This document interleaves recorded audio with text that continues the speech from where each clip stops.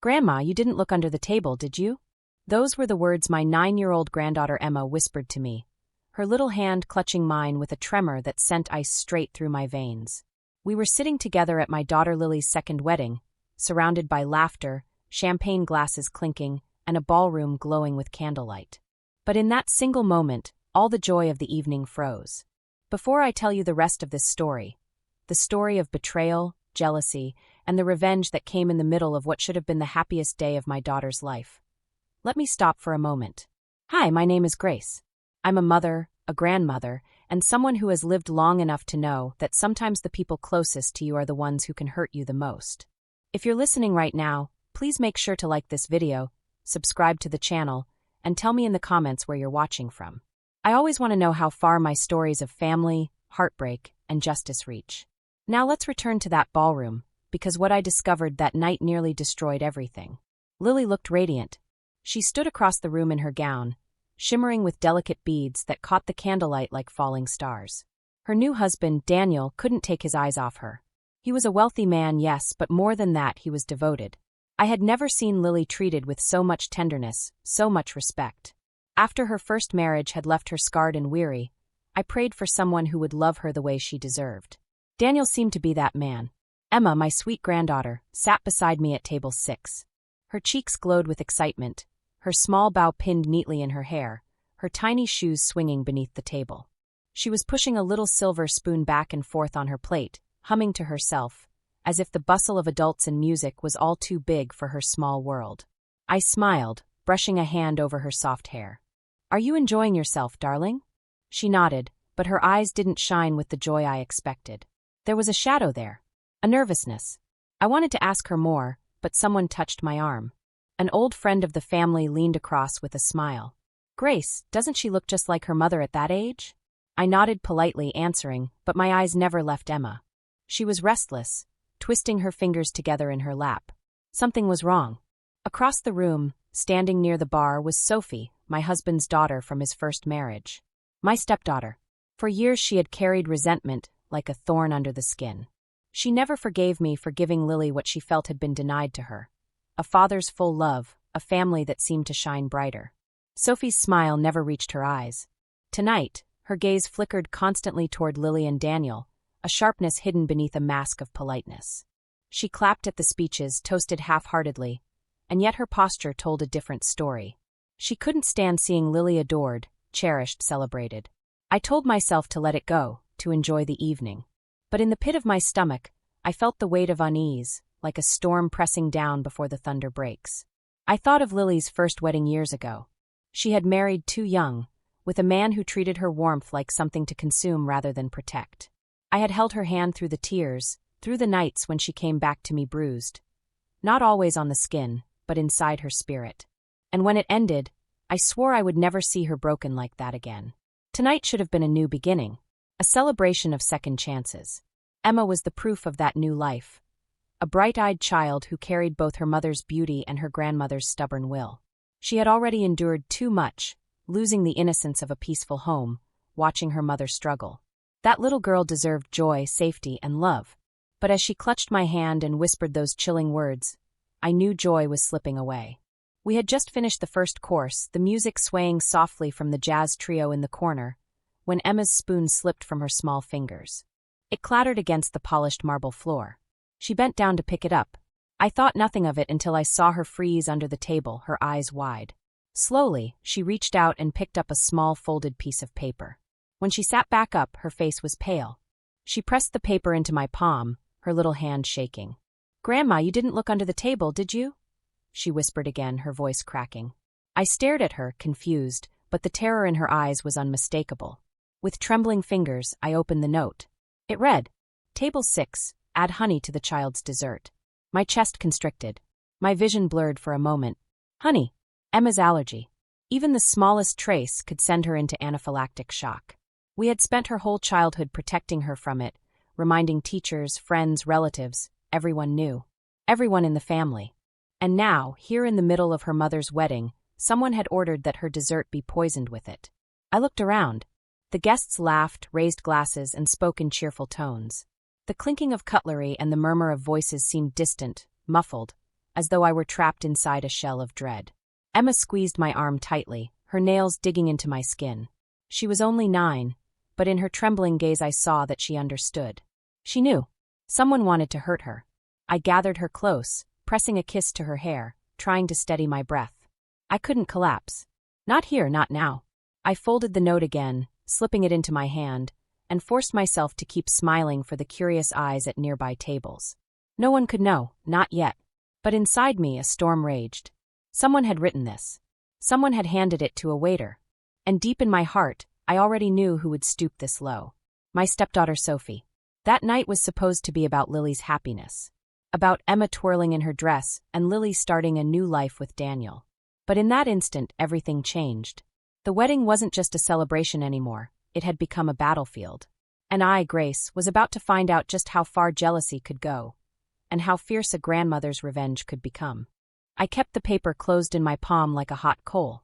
If I let it go, I thought it would burn the whole room down.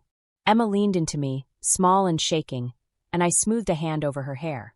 "Listen to me, sweetheart," I whispered, keeping my smile fixed for the sake of the guests around us. "No dessert, okay? Not tonight. We'll have something even better at home." She nodded, brave as 9 can be, and tucked her little spoon under her napkin, as if hiding it could hide the danger too. I slid the note into my clutch, then stood up as casually as I could. "Where are you going, Grandma?" she asked, eyes wide. "To make sure everything stays safe," I said. "Stay right here. If anyone offers you food, you tell them you'll wait for me." Her hand tightened on mine once, then let go. Ballrooms look like magic until you step into the service corridor. The air changes, cooler, quicker, a hum of plates and voices moving with purpose. My heels clicked over tile as I followed the waiter's path past a velvet curtain and a brass, staff-only sign. A woman in a headset looked up, ready to scold me, then faltered at whatever she saw in my face. "I need the pastry chef," I said, softer than a plea, firmer than a command. "Now!" She didn't argue. Moments later a young man in a white jacket appeared, cheeks flushed from the heat of the ovens.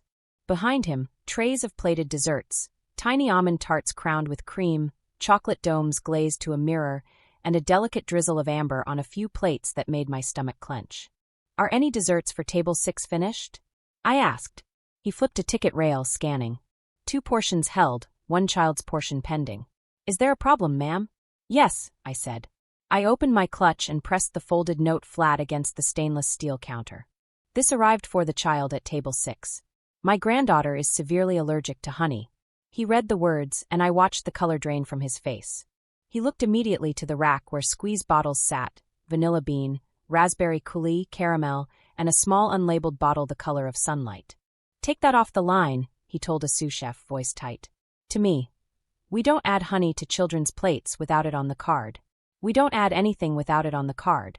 He touched the paper like it might bite him. "Who sent this?" "A waiter received it," I said. "A young woman. Brown hair, braided at the nape. Black server dress with pearl studs at the collar." His eyes found her before mine did. She stood at the pass, hands clasped around an order pad, nervous energy bouncing in her ankles. He called her over. "Jenna." She came with that careful smile people wear when they're about to get in trouble and don't know why. "Yes, chef." The chef slid the note toward her. She went very still. Her gaze flicked from the paper to me, then back, and I could see the memory rise into her eyes like a bruise. "Where did you get this?" I asked, keeping my voice even. "In the ballroom," she said. "A guest handed it to me and said it was urgent for the kitchen. It must have fallen from my pocket when I delivered the bread." Her throat worked. "I'm so sorry. I didn't read it." "What guest?" I asked. Jenna glanced toward the corridor as if the answer might be standing there. "I didn't catch her name. She was at, I think, table 10? She wore an emerald dress. Long earrings. A thin gold bracelet with a tiny key charm. She mimed it with her fingers, uncertain but trying. She said the chef knew the instruction. Emerald. Long earrings. A key charm. I didn't need more.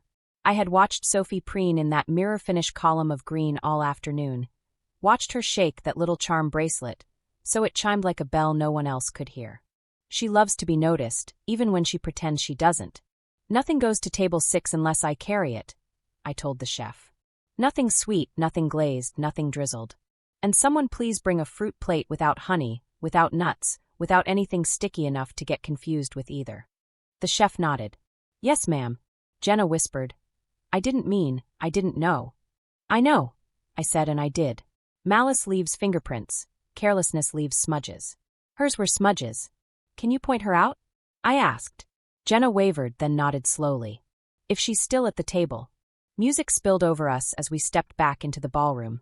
The speeches had begun. Daniel's best friend was telling a story about college and a broken-down car, and the room swayed with laughter that felt, to me, brittle at the edges. Table 10 curved along the far side of the dance floor. Emerald fabric caught the light like a snake's back. There, Jenna whispered. She tilted her head just enough. That's her. Sophie had arranged herself artfully, one arm hooked on the back of her chair, a pose that made her look both relaxed and central. Guests leaned toward her when they spoke, and she barely turned to respond, as though granting an audience. When the applause for the speech rose, she clapped with fingertips only and smiled in Lily's direction with a sweetness that tasted like lemons. I thanked Jenna quietly and sent her back to the kitchen. Then I stood for a beat and watched. I watched who Sophie looked at. I watched who looked at her. I watched her hand dip to touch the little charm bracelet, 1, 2, 3 taps like a nervous habit. I watched her lift a glass to her lips and not drink. Every instinct in me wanted to stride across the floor and tear the veil off the lie. But instinct is a kind of fire. It can warm or it can burn the wrong thing down. I had a child to protect and a daughter's wedding not to ruin more than it already was. I returned to table 6. Emma saw me and straightened, relief washing over her face like rain. No dessert, I said lightly, as though I were granting a treat. The kitchen is making you something special instead, berries only. Okay, she whispered. Grandma, do I have to stay here? You'll stay with me. I looked for Lily. She was near the head table, waiting for her own speech with Daniel's arm looped through hers, pure happiness humming off her like heat. I could not, would not, slam that happiness with a scene until I had the spine of proof. My husband, Sophie's father, hovered by the bar, talking too loudly the way he does when he's trying not to pick a side. He gave me a quick smile as if to say, "Isn't it lovely?" I held his gaze long enough for his smile to falter. He has always believed Sophie misunderstood, never malicious. Love makes us blind, guilt makes us blinder. I caught Jenna again as she slipped between tables with a tray. One more thing, I murmured, stepping into her path just enough to pause her. What did she say when she gave you the note? Her exact words, if you can remember. Jenna frowned, searching. She said, "This is from the family. The chef will know." And then, she hesitated, embarrassed. She said, "Be discreet, please. No need to bother the mother with kitchen details on her big night." The mother. Lily. The audacity of it was almost elegant. "Thank you," I said, and let Jenna go. Emma leaned close. "Is it over?" "Not yet," I said. "But soon." The band shifted from speeches to a gentle waltz. Couples drifted toward the dance floor. Daniel led Lily into the center, and the light gathered them up like a blessing. I felt something sting behind my eyes. She had worked so hard to believe in love again. And she had. Sophie watched them too. Her mouth was a straight line. Her hands lay flat on the cloth as though she were pinning something in place. A man at her table said something that made the others laugh. She turned to him and smiled with all her teeth. I reached for my clutch and felt the paper there, a square of heat. My plan came together not as a list, but as a feeling: protect, document, expose. In that order. I had the kitchen. Emma at my side. No plate in, no spoon up, no mistakes. Document. The note, yes, but more. The staffer with the headset had a radio. Radios belong to organizations that keep logs, cameras, vendors. Hotels like this live on recordings in case of lawsuits. If I asked the right way, I could have timestamps, footage of the corridor, a shot of a green dress, and a bracelet at the moment the note changed hands. Expose, not in the hallway. Not as a whispered accusation anyone could deny. I would choose the moment and the witnesses. If Sophie had gambled on chaos, I would give her clarity. Nothing reveals like light. I found the coordinator again by the curtain. "Can you help me?" I asked, steady but urgent. "I need to know whether your cameras cover the path from the ballroom to the kitchen. I'm not asking to see them. Yet. I just need to know they exist, and that you can pull the last hour if necessary." Her eyes sharpened. "Is there a security issue?" "There's a safety issue for a child," I said. "If I can, I'd like to resolve it quietly." She hesitated only a heartbeat. "Yes, we have coverage of both corridors, the kitchen pass, and the ballroom doors. Audio on the corridor only. If we need to pull it, we can." "Thank you," I said, Please be ready. I didn't miss the way she straightened her shoulders. She'd seen enough events go sideways to recognize the tremor when it started. On my way back, my husband, John, intercepted me. "Grace," he said, breath warm with the good whiskey he saves for celebrations. "You've been darting about like a hummingbird. Sit, enjoy. It's a lovely night." "It will be," I said. "Where's Sophie?" He flinched at the name.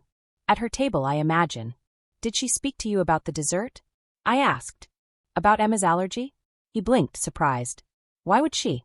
The venue has all that." "Because the venue also has guests who think they know better." I watched his face shift through understanding to discomfort. "If she approaches the kitchen again, or Emma, you will bring her to me. Immediately." "Grace," he said softly, as if I were the one making trouble. "Sophie wouldn't." "She would," I said. "And tonight she did." I let the final word stand. He opened his mouth, then closed it, unsettled by the seriousness in me he hasn't often had to meet. Back at table 6, a small plate appeared.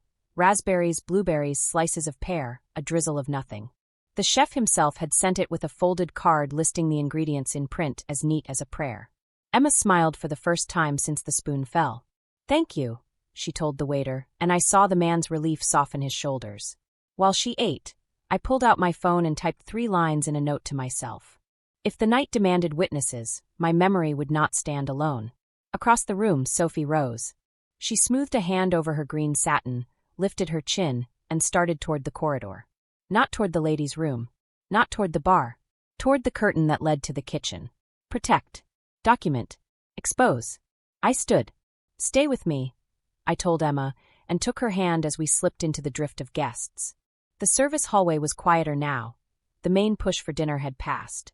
Sophie walked ahead of us, unaware of our shadow, her bracelet chiming a tiny key against the fine bones of her wrist. She paused just beyond the curtain, as if considering whether to turn back, then continued toward the pass where orders were called and plates set. I waited one breath, then another. When she reached for the bell at the pass to summon attention, I stepped forward. "Don't," I said. She turned. Surprise flashed, then irritation, then that smooth, cool smile I have come to know too well. "Grace," she said lightly. "Are you lost? This is staff." "I'm exactly where I need to be," I said, and laid the folded note on the stainless steel between us like a card in a final hand. "You handed this to a waiter." Her eyes slid to the paper, then back to my face, carefully uninterested. "I don't know what that is." "It's an instruction to add honey to a child's dessert at table 6, I said. "Emma's dessert." A small muscle jumped in her cheek. She made herself laugh. "Grace, really? If you're worried about ingredients, speak to the chef like everyone else." "I did," I said. "He's removed honey from the line. Security is prepared to pull corridor footage if we need it." I kept my voice level, not a whisper but not a scene. "Not yet. Here's what happens next, Sophie. You walk back into that ballroom. You keep your hands off the staff. You keep your ideas off my granddaughter's plate. And you stay in your chair until the end of the speeches. If you do that, I will handle the rest without ruining Lily's night." For a flicker, the mask slipped. I saw something raw, resentment like acid, a hunger to strike where joy was most visible. Then the mask returned. "You always did love a performance," she said. "Careful, Grace. People might think the mother of the bride is unwell." "People can think whatever they like," I said. "But cameras record." She tilted her head, weighing me, the way you weigh a door you're not sure will open. "You wouldn't dare," she murmured. "Oh, Sophie," I said softly. "You made me." Behind us, a plate bell chimed. The corridor filled with the warm scent of chocolate and almond, and the faintest ghost of something floral I now knew too well. I picked up the note and slid it back into my clutch. "Choose wisely," I said. "This is your last chance to be small." I took Emma's hand and turned away. As we stepped back into the ballroom light, I felt Sophie's gaze on my shoulders like a cold draft. The band shifted into a brighter song. Daniel lifted his glass. Lily laughed, luminous. I looked at my granddaughter, safe for now, and at my daughter, radiant for now, and I knew the next step wouldn't happen in a hallway. It would happen where the light was brightest, where lies had nowhere to hide. And when it did, I would not be alone. The truth, once found, always wants to be seen. The ballroom was humming again, oblivious to the storm in my chest. Guests clapped as Daniel finished his heartfelt toast about second chances, and the family we choose as much as the family we're given. The words rang warmly through the room, but to me they carried an irony sharp enough to cut glass. Because some people never chose family. They only chose envy. Emma was still nestled against my side, nibbling the safe fruit plate the chef had sent with trembling care. She leaned close to whisper, "Grandma, is it over now?" Her eyes were searching mine, needing the certainty I wasn't yet able to give. "It's safe," I told her softly. "But not over." I glanced across the room. Sophie had returned to her chair, emerald satin smooth as armor. She laughed at some joke, head thrown back just enough for her earrings to catch the light, but her smile looked too sharp, like glass about to break. My husband John rose from the bar and made his way to me. "Grace," he said, leaning down. "What are you doing dragging Emma back and forth? She should be enjoying her night." "She nearly didn't have a night to enjoy," I whispered back. His brow furrowed. "You can't possibly believe Sophie would harm." "I don't believe," I cut in. "I know. She sent that note. The staff confirmed it. Security will back it up if needed." He looked stunned, then pained. "She's my daughter. And Lily is mine," I replied, fire quiet but steady. "And Emma is ours. Tonight, you'll need to decide who you stand with. The child whose life was threatened, or the woman who tried to take it." He opened his mouth, then closed it. His gaze slid towards Sophie, and I saw the conflict tearing him. Guilt, loyalty, denial, it was all there. But he said nothing. Dinner arrived in courses, each more elegant than the last. Crystal glasses glowed with champagne, candle flames danced in golden halos, and laughter seemed to float like ribbons in the air. But at our table, the mood was taut. Lucy, my adopted daughter, Lily's half-sister by love if not blood, sat on Emma's other side. She had sensed the tension, her eyes dark with unspoken questions. "Is Emma all right?" she asked gently. "Yes," I said too quickly. Emma looked up at her aunt, who always knew how to coax her out of shadows. "She's safe with us." Lucy narrowed her eyes, studying me. She knew there was more. But she also knew when to wait. Meanwhile, I watched Sophie. She barely touched her food. Her gaze flicked constantly toward Lily and Daniel, then toward Emma at my side. The sight of my granddaughter laughing quietly with Lucy seemed to needle her. Every time Lily leaned into Daniel, Sophie's lips tightened a little more. At one point, I excused myself to the ladies' room. As I passed near table 10, I caught a fragment of conversation. "Can't believe she's being worshipped like some saint," a voice hissed. Another woman murmured, "Careful, Sophie, people will hear." Sophie's laugh was low, bitter. "Let them. I just don't understand how she always ends up with everything. The looks, the man, the money, the child. And what am I left with? Pity." The venom in her tone was unmistakable. My hands curled into fists at my sides, but I kept walking, heart pounding. The note hadn't been a slip of cruelty. It was a symptom of a disease that had festered for years. When I returned, Lily and Daniel were spinning across the dance floor, her veil trailing like a ribbon of light. Applause rose around them, faces shining with admiration. Emma clapped along, her smile at last genuine. But Sophie sat rigid, her glass untouched. When Daniel lifted Lily in a playful twirl, Sophie's eyes darkened, and her fingers clenched around her bracelet until the little charm dug into her skin. I realized then, this wasn't just about envy. This was about erasure. In Sophie's mind, Lily's happiness erased her, pushed her into the shadows she had always feared. And Sophie's answer to being unseen was to strike at the most vulnerable point, the child. Dessert was announced. The waiters began moving with silver trays, carrying towers of petit fours, chocolate domes, and candied fruit. My stomach lurched. I had already warned the chef, but paranoia gripped me. Could Sophie try again? I watched like a hawk as plates were set down. Emma's was safe, berries as promised. She smiled shyly at Lucy and whispered, "It's pretty." Then my breath caught. A waiter passing Sophie's table bent slightly, slipping her a folded slip of paper. She palmed it quickly, so smoothly most would never have noticed. But I had been watching for nothing else. She tucked the paper under her napkin. Rage surged in me, but I stayed still. I needed timing, witnesses, clarity. Lucy leaned closer. "Grace," she whispered. "What's happening? You're trembling." I steadied my hands on the tablecloth. "Stay close to Emma," I said. "No matter what happens next, don't let her out of your sight." Lucy's eyes widened. She nodded, wrapping her arm protectively around the child. The jazz band shifted to a brighter tune. Guests rose, glasses in hand, ready for the final toasts. I stood too, my clutch heavy with the original note, the proof already in my possession. But now there was more. Another slip. Another chance for Sophie to tighten the noose on herself. I caught her gaze across the tables. For the first time that night, she looked directly at me. Her smile was deliberate, slow, venom-coated in velvet. She thought she was winning. And in that moment I knew. I would not wait for the night to end. This would come to light before the last toast was drunk. I reached down, squeezed Emma's small hand, and whispered so only she could hear. "Stay brave, my darling. The truth is about to speak. Because sometimes revenge doesn't need to be plotted in shadows. Sometimes it only needs a single voice raised in the light, holding a piece of paper that tells the world everything." The band slid into a cheerful swing, as if joy could be commanded on cue. Crystal flashed, laughter rose, and for a fleeting second I wondered if it would be kinder to let the night keep pretending. Then I felt Emma's fingers thread through mine, small and warm and trusting, and the answer was no. Kindness without truth is just another mask. I stood. "Grace," Lucy whispered. Her arm was looped around Emma's shoulders like a shield. "What are you going to do?"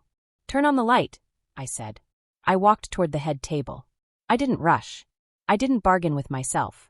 I moved the way a storm moves over water, inevitable, steady, gathering its own authority. I lifted a hand to the bandleader. He faltered, then softened the volume. Voices floated above the music like lanterns. I kept walking until I could see Lily's face clearly, pink-cheeked and dewy with happiness, Daniel's arm resting lightly at her waist. "Sweetheart," I said to her, my voice even but carrying. "Before the final toasts, I need a moment."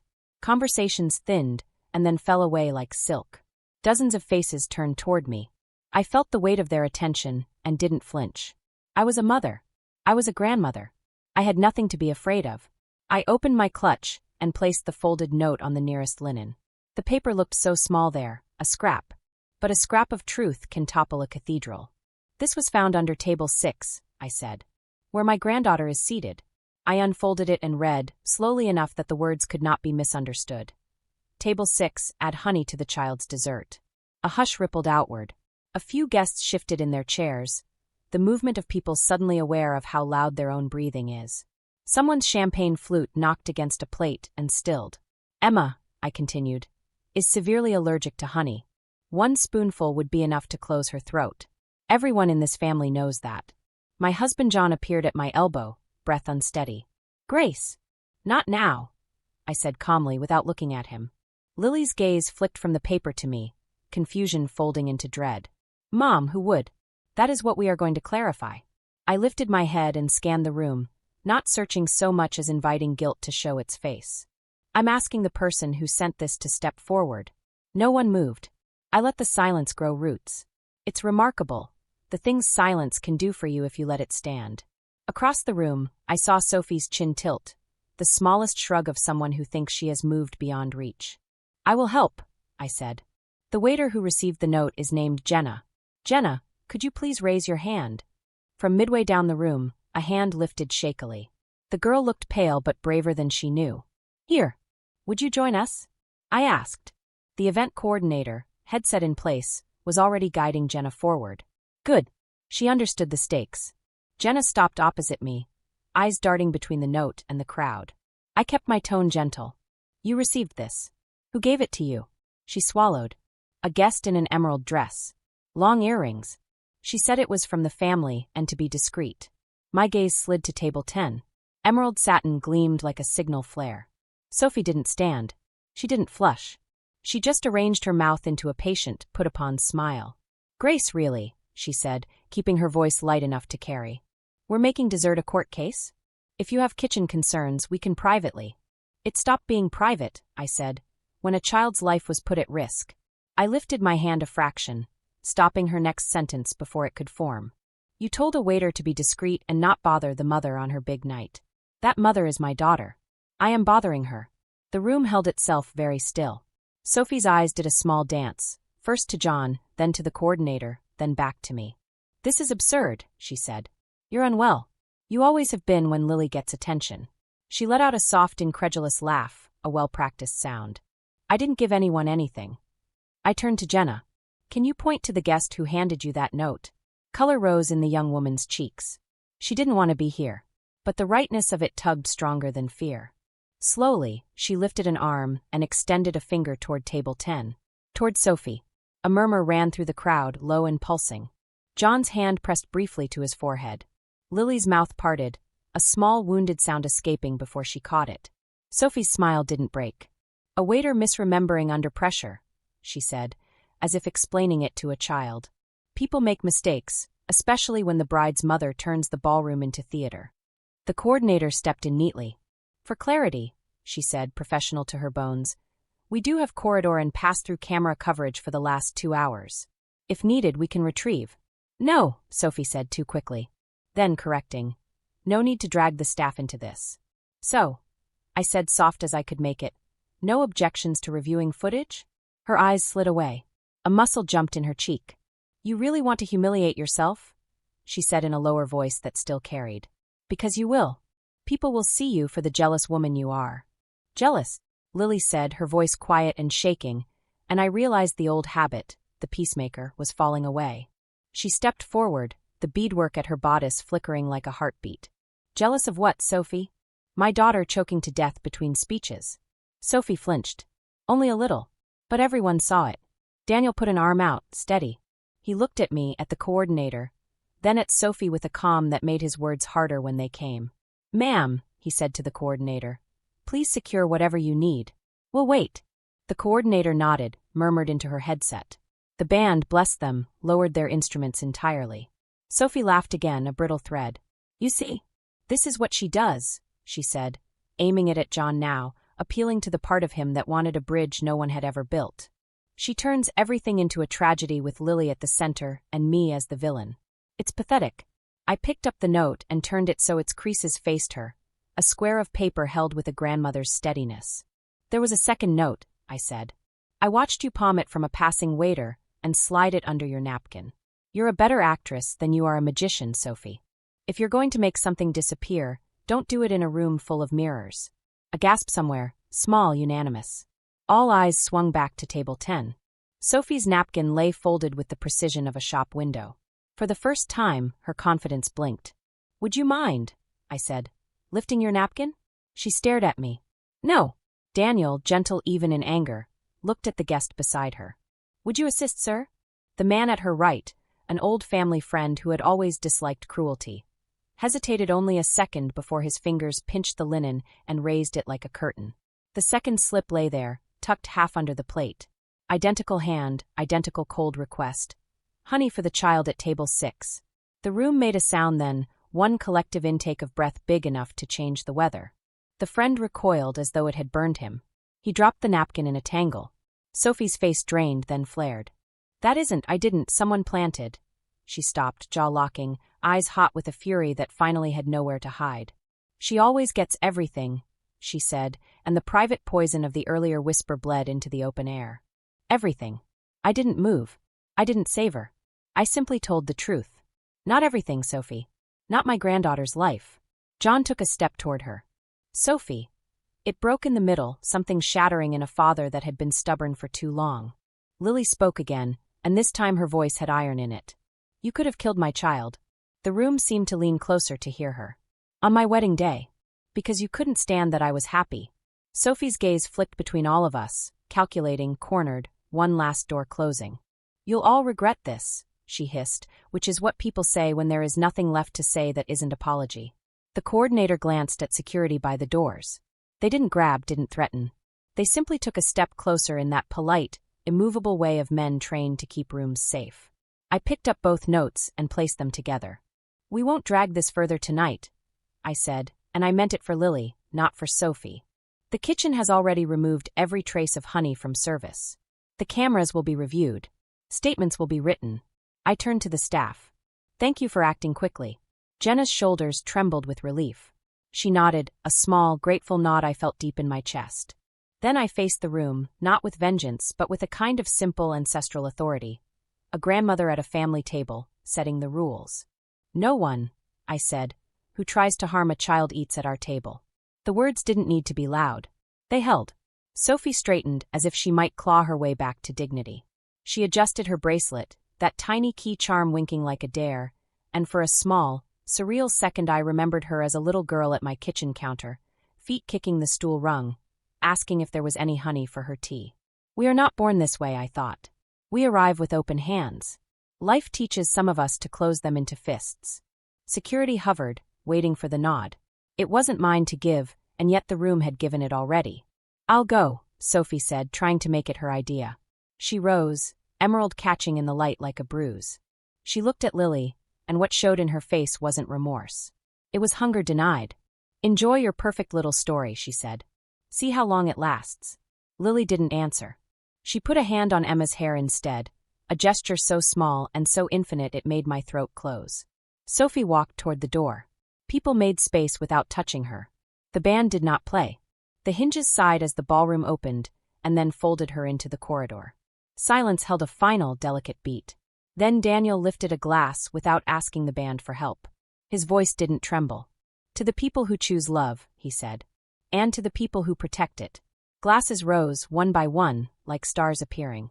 Emma pressed her cheek into my side, safe and soft and smelling like raspberries. Lucy exhaled, a tear bright in the corner of her eye. John stared at the door a long time. When he finally looked back at me, his face was older, the way faces are after truth passes through them. He touched my hand, not for me to forgive him, not yet, but to say he had seen. I folded the notes, slid them into my clutch, and let my shoulders fall an inch. The room exhaled, and the band found its way back to a melody that almost sounded like a prayer. In the afterglow, Lily found my eyes across the table and mouthed, "Thank you." I shook my head. This was not about gratitude. This was the work we are given when we love. But I held her gaze, and I let her see what I would say later, when the dresses were hung and the lights were low and Emma was asleep. "It's over. You're safe. And if darkness tries again, I will be exactly here with the light." The music returned timidly, like a bird testing the air after a storm.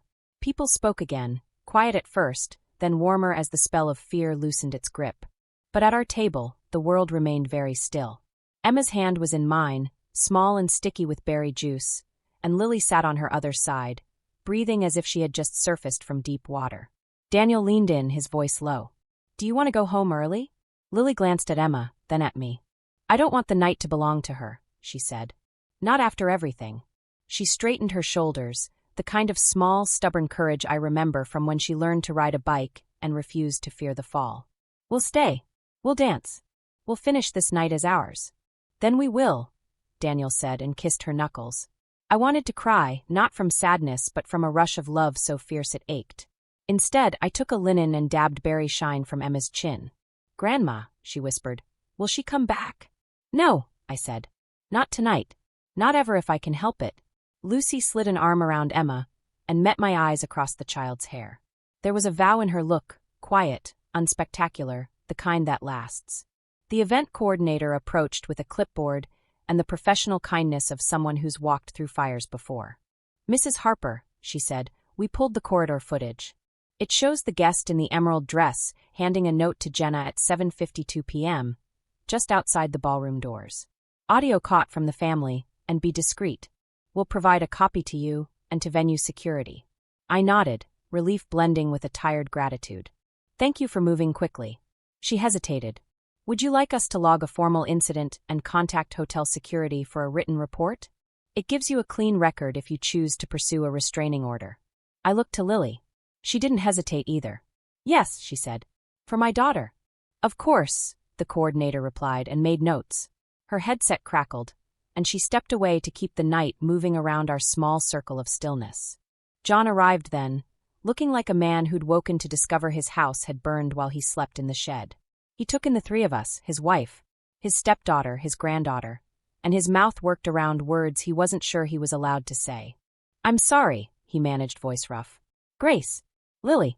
I should have seen it sooner." Lily answered before I could. "Seeing now is better than never," she said. Her tone was not unkind, just exact. He nodded, unsteady. "Security asked me to provide a statement about Sophie's allergy knowledge." His eyes flicked toward Emma. "I'll tell the truth." "Good," I said. It was the only word I had that didn't wobble. It took effort to stand. My knees remembered the years I've lived and complained about carrying the weight of the last hour. Daniel extended a hand to Lily, and she took it. When they stepped onto the dance floor, the band chose a slower song, something warm and human. Applause rose, not polite this time, but protective, like the room itself had decided who it would hold. I swayed with Emma near the edge, Lucy's hand steady at the girl's back. We made our own circle.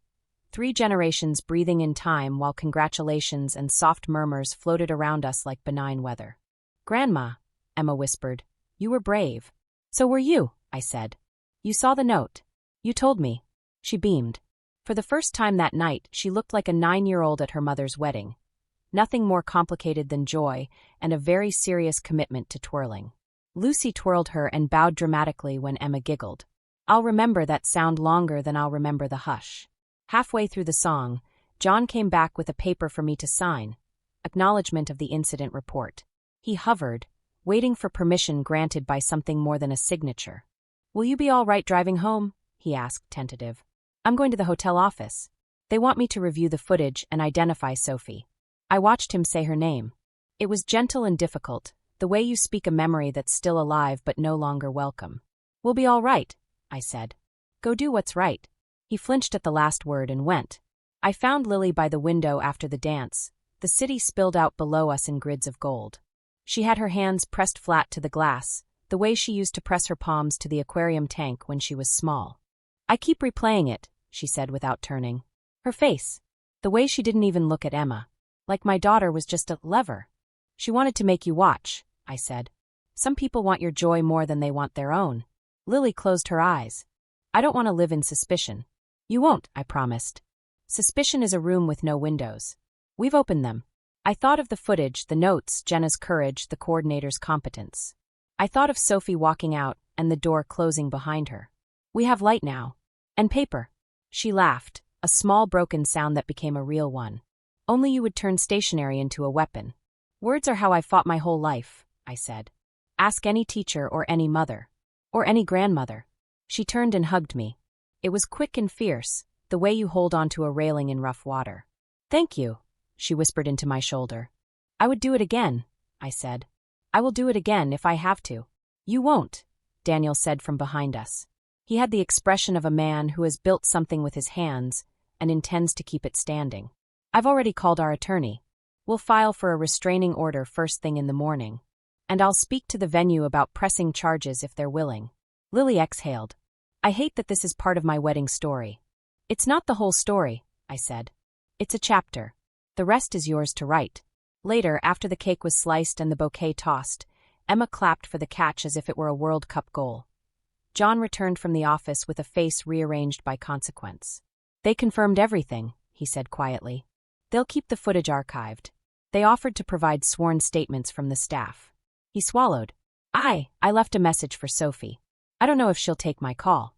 I don't know if I want her to." "You can want 2 things at once," I said. "You can love your child and refuse her cruelty entry to your home." He looked away, eyes shimmering. "When she was little, she used to crawl into my lap with illustrated atlases and ask where honey came from. We'd trace the bees. We'd make toast and sit on the porch." He managed a dry laugh. "I thought the worst thing I'd have to keep from her was a bee sting. Grief is not just for death, it's for the person you thought someone could be." I put a hand on his sleeve. "You were a good father to the little girl with the atlas. You can still be a good man now."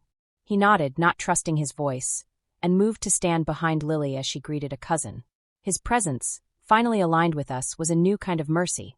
When the night thinned and the ballroom took on that gentle, untidy intimacy of endings, shoes abandoned under chairs, ties unknotted, centerpieces slightly askew, we returned to table 6. The napkins had been folded by helpful hands, the dessert forks stacked. Emma's fruit plate sat scraped clean, a small rind of pear shining like a crescent moon. Lucy brushed crumbs into a neat square and sighed. "I keep thinking of the moment before the note," she said. "How perfect Lily looked. How normal it all felt. Her smile was soft and a little wry. Normal's a strange religion, isn't it? We never worship it until it breaks." "We don't have to worship it," I said. "We can just feed it. Breakfast together. School days that end with homework and cartoons. Birthdays where candles are only candles." Emma perked up. "Cartoons." "Cartoons," I confirmed. She slid closer and put her head in my lap. 9 is a beautiful age.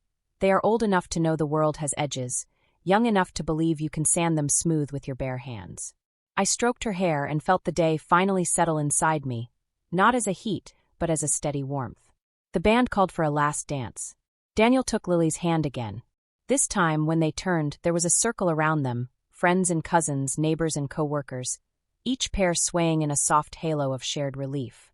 Weddings are many things: ceremony, feast, spectacle. But they are also communities reminding themselves what they choose.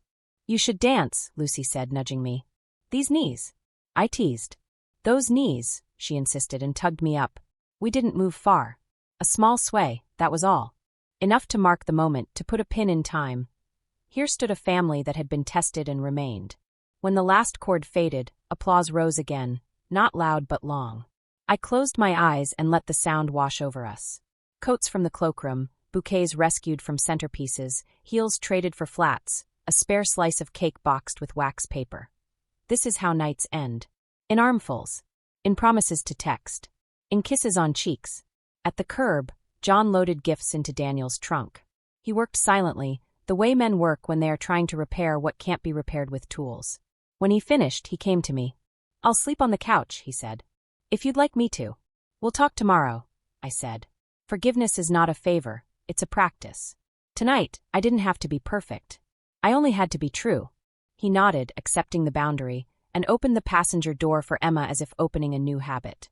Lily hugged me before she got in. "I'm going to remember the dance," she said. "Not the note." "Then the dance it is," I said. We drove home through streets shining with ordinary light. In the back seat, Emma fell asleep with her head tipped to one side, mouth slightly open, hands curled like commas. I looked at her in the rearview mirror and felt a calm I hadn't known since morning. The night didn't belong to Sophie. It belonged to us. To Emma's laughter, to Lily's stubborn joy, to Daniel's steadiness, to Lucy's quiet vow, to John's late but real turn, and to the truth we spoke out loud. Tomorrow would bring police reports and lawyers, and a new set of locks. It would bring conversations I didn't want and boundaries I would hold. But tonight we had returned home with more than we'd left with. We had taken back a story. I carried Emma to her bed and watched her breathe. I kissed her hair and turned off the light. In the hallway, I paused, hand on Lily's wedding bouquet. The flowers were tired, petals already loosening. I plucked one and pressed it between the pages of an old cookbook on the kitchen shelf. Someday, when I open to the lemon tart, I will find it and remember not the fear, but the moment the room went quiet, and then chose love anyway. The morning light always feels sharper after a night like that, as though the sun itself knows it has to scrub away shadows. I woke early, still in my dress from the wedding, my hair pinned in a crooked knot. My body ached as if I had carried the entire ballroom on my back, but my mind was clearer than it had been in months. Downstairs, the kitchen was quiet. I brewed coffee and stood at the window as steam fogged the glass. My hands trembled when I lifted the mug.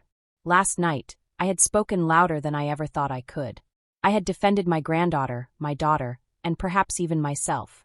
But courage leaves its echo, and echoes often sound like exhaustion. John came in, barefoot, hair disheveled. He stopped at the doorway, uncertain if he was welcome. "You're up," he said softly. "So are you," I replied, not unkindly. He sat down, rubbing his face. "The hotel called early. They've already archived the footage. It's airtight, Grace. Sophie can't wiggle out of this." His shoulders sagged.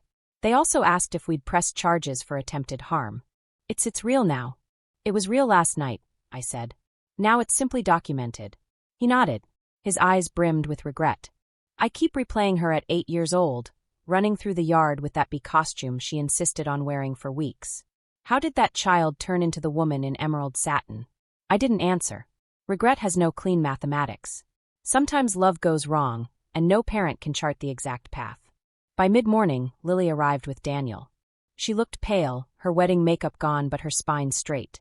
She carried Emma's favorite stuffed rabbit under one arm, the child herself clinging to her skirt. "Mom," Lily said, "we're going to the police this afternoon. Daniel already spoke with the attorney. I won't let last night be swept under a rug." Daniel nodded. "The attorney said what Sophie did falls under reckless endangerment at the very least. With the video and the notes, it could be more." Emma clutched the rabbit tighter. "Will she try again?" she whispered. I crouched and took her hands. "No, sweetheart. You're safe now. We're putting walls up, walls made of truth and law. She won't touch you again." Emma believed me, though I doubted myself. Children give us that grace, the ability to borrow their trust until we learn to hold it ourselves. We sat around the dining table, me, Lily, Daniel, John, Lucy, and Emma drawing with crayons in the corner. The conversation was sober. "I'll testify," Lucy said firmly. "I saw the way Sophie palmed that note. I'll tell any judge, any officer. I'll testify too, John said, voice low. Even if it hurts. He looked at Lily. I owe you that. Lily's eyes softened, but her voice was steady. You owe it to Emma. John nodded, chastened but grateful. Daniel unfolded papers from his briefcase. Restraining order drafts, police contact numbers, a list of steps. This is the road ahead, he said. It won't be pleasant, but we'll take it together. I reached across and touched Lily's hand. This is what a real marriage looks like, I said. Two people holding each other up, not pushing each other down. Her lips curved into a weary smile. Better late than never. The phone rang often that day. Some relatives offered sympathy. Others whispered questions. Was it really Sophie? Couldn't it have been a mistake? I kept my answers brief. We have proof, I said. And proof doesn't lie. By evening, word had spread through the family tree. Some cousins expressed outrage at Sophie. A few defended her, claiming she was misunderstood. But no one could deny the footage. Truth is heavier than rumor. At dusk, Sophie herself called. John answered. His hands shook so much he almost dropped the phone. Her voice was sharp, brittle. Even from across the room, I could hear it crackle through the receiver. Dad, you have to tell them it's a lie. You have to fix this. You can't let them ruin me. John's face crumpled. Sophie, you tried to poison a child. I didn't, she snapped. It was a joke, a mistake, anything but that. Don't you love me? I do, he whispered, tears rising. But love can't erase what you did. You nearly killed Emma. There was a pause, then the dead click of disconnection. John sat heavily, the phone sliding from his hand. He covered his face, shoulders shaking. I put a hand on his back. You told her the truth, I said. That's more love than she deserved. That night, after Lily and Daniel took Emma home, the house was quiet. Lucy sat with me on the porch, the summer air humming with crickets. Do you think Sophie will ever understand? She asked. No, I said. But that doesn't matter. Understanding isn't what keeps Emma safe. Boundaries do. Law does. Love does. Lucy leaned her head on my shoulder. You were fierce last night, Grace. I don't think I've ever seen you like that. I smiled faintly. A grandmother with a grandchild in danger is the fiercest thing in the world. We sat in silence, listening to the night. Somewhere far off, a siren wailed. Somewhere nearer, Emma dreamed safely in her bed, unaware of the papers being filed, the boundaries being drawn. And I promised myself as the stars pressed down, never again would envy or cruelty get near her plate, her life, or her future. Not while I still had breath. Courtrooms are strange places. They carry the smell of old wood and newer ink, and they hold silence the way cathedrals hold prayer. On the day of Sophie's hearing, we sat in the second row. Lily, Daniel, Emma between them clutching her stuffed rabbit, Lucy beside me, and John at the far end, pale but resolute. Sophie entered in a simple gray dress, hair pulled back, no sparkle of emerald or satin. But her eyes, those eyes still searched for escape routes. She looked at her father first. For a heartbeat, John's hand twitched as if to rise in greeting. Then it stilled. The judge called the case. The charges read out: reckless endangerment, attempted harm to a minor, malicious intent. Each word landed like stones dropped into a well. Jenna, the young waitress, spoke first. Her voice trembled, but truth gave it strength. She handed me the note outside the ballroom. She told me to be discreet. I thought it was an instruction from family, so I gave it to the kitchen. She swallowed hard. I didn't know about the allergy until later. I still can't sleep at night. The coordinator testified next, presenting the security footage. The screen flickered, and there it was. Sophie sliding the folded note into Jenna's hand, her smile practiced, her eyes cold. Gasps rippled through the courtroom. Emma buried her face in Lily's arm, and I rubbed her back until she peeked again. Lucy testified too. I saw her palm the note at the table, she said firmly. I saw the second slip as well. I've lived with this family for years. I know the difference between a mistake and malice. This was malice. Finally, John stood. His voice broke at first, then steadied. I am Sophie's father. I love her, but love doesn't excuse evil. She knew Emma's allergy since the child was a toddler. We all did. She wanted to hurt my granddaughter, and by doing so, she wanted to punish Lily. I cannot defend that. I won't. I had never loved him more than in that moment. Her lawyer tried to spin the story. Stress, misunderstanding, a joke gone too far. But the footage, the notes, the testimonies, proof outweighed spin. When Sophie herself took the stand, she wept. Not the tears of remorse, but the frantic sobs of someone cornered. She stole everything from me, she cried. Her husband, her child, her happiness. And Dad, you chose her over me. The judge cut her off. This courtroom is not about envy. It is about safety, intent, and law. The gavel struck. Sophie was sentenced to community service, mandatory counseling, and a restraining order that barred her from coming within 200 yards of Emma or Lily's home. The weight of prison had been spared her, first offense mitigating factors, but the weight of shame of official record would not be. Lily exhaled a shuddering breath. Daniel wrapped an arm around her. Emma whispered, "Does this mean she can't hurt me anymore?" "No, darling," I told her. "She can't." Outside, reporters swarmed. Daniel shielded Lily with his arm, Lucy held Emma tight, and John whispered apologies to anyone who would listen. But I walked straight ahead, chin high. Not out of pride, but out of clarity. We had faced the worst in the open, and the open had answered. That evening, back at Lily's house, we gathered in the kitchen. No champagne, no cake, just bowls of pasta, Emma's favorite. She twirled noodles with the clumsiness of childhood, laughing when sauce splattered her chin. "This," Lily said softly, looking around the table, "this is our real wedding feast." Daniel raised his glass of water. "To truth," he said. "To safety," Lucy added. "To Emma," John said, his voice thick. "And me?" I lifted my glass last. "To love that protects, no matter the cost." Weeks later, the story still traveled through cousins and neighbors, but it no longer hurt to hear it. It had become cautionary, not poisonous. Sophie moved out of state. Her name faded from daily life. Emma thrived.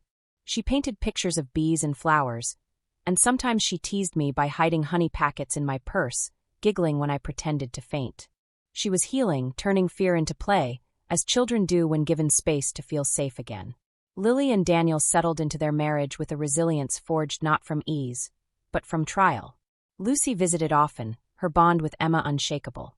John worked quietly at rebuilding trust, not with grand speeches but with steady presence. And me? I sat often on the porch with coffee, watching Emma chase butterflies in the yard, her laughter rising like music. I thought of that night, the ballroom, the note, the silence before truth spoke, and I knew I would carry it forever. But not as a wound, as a reminder. Because families are not defined by who envies us or who betrays us. They are defined by who stands up, who tells the truth, who chooses love when hate tries to slip a note under the table. And I, Grace Harper, will never stop choosing love.